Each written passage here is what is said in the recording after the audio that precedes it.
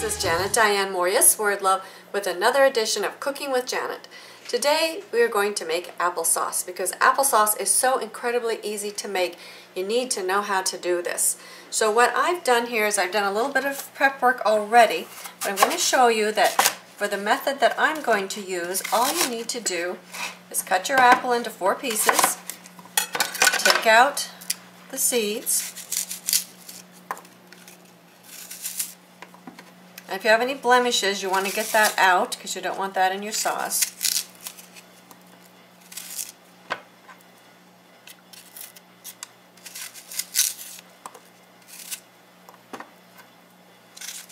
And then you can just do however many you want, depending on how much apples you have or how much applesauce you want to make.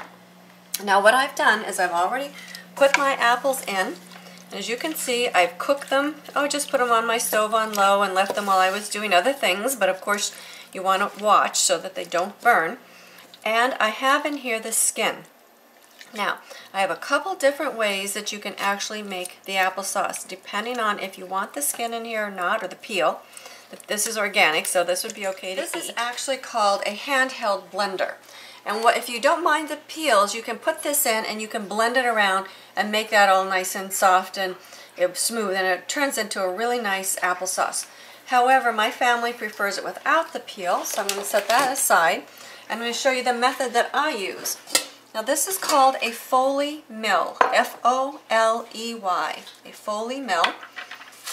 And I'm going to show you how I put it together, which is very easy.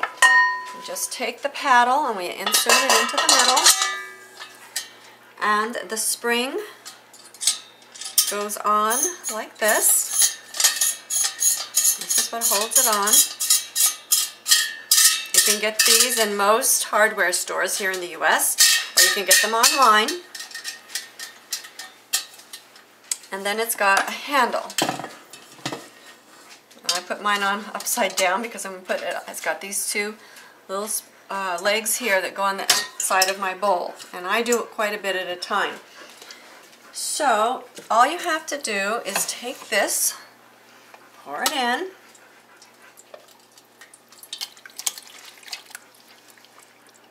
and I have a large one. They come in all different sizes. I have the biggest one that I could get. Okay. And then all you have to do is hold your handle and you start moving it around, and everything starts coming out the bottom through the little grates. Let me show you what this is going to look like. Okay, see how nice and smooth that is? And I usually make quite a bit at a time. I put some in my freezer. You do not have to add any sweetener to this. If you want, you can add a little bit of cinnamon. That makes a lovely flavor, or any other flavor that you like added to your apple. And actually you just go round and round and round for a bit until you're done. And what you have left at the bottom, I will show you, is just going to be your peels. And for me, I give it to my dogs in their food because they like that. But as I told you earlier, if you don't mind the peels, you can do other ways to blend it. Or what you can do is simply, once you have your apples over here in your pan, just chop everything up and use it as is if you like it a little chunkier.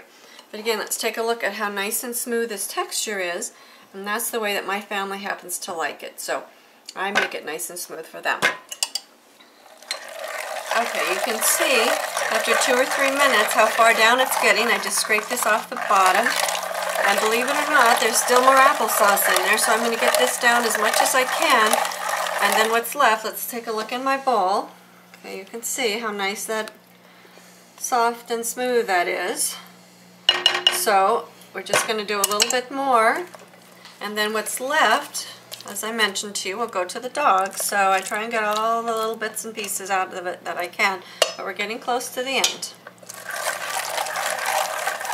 Okay, you can see this is what I have left in the bottom. Not a lot. I'm going to give it one last turn just in case I can get any more out. Of course, the more I leave in here, the happier the dogs are. But I think that that is about what we can get out of this batch. And it's easy again to clean up. All you have to do is reverse the process. I'm going to empty all this out for the dogs and undo the spring, and then I wash it right away, because if you let it sit, of course, it's going to dry on there and it's going to be a challenge to clean. So anyway, here's the applesauce. And again, you can see how nice it is. I'm going to put some in the freezer and some for eating. So now's the time of year to be making some applesauce. Take some time and do it. And again, you can do it with the blender. If you don't have a blender, if you don't have the Foley mill, I would suggest, if you don't want the peels, that you peel your apple before you put it in. Just cook it down. If it's a little dry, add just the tiniest bit of water to help it steam. And you can just take a wooden spoon or a regular spoon or a spatula as it gets soft and just kind of mush it down, stir it around, and you still have a really beautiful applesauce that you can enjoy. Nice and warm and comforting in the cold weather that's about to arrive, at least here in Michigan. So anyway, thank you so much for joining me. I'm Diane Mourglia-Swerdlow for another edition of Cooking with Janet, expansions.com.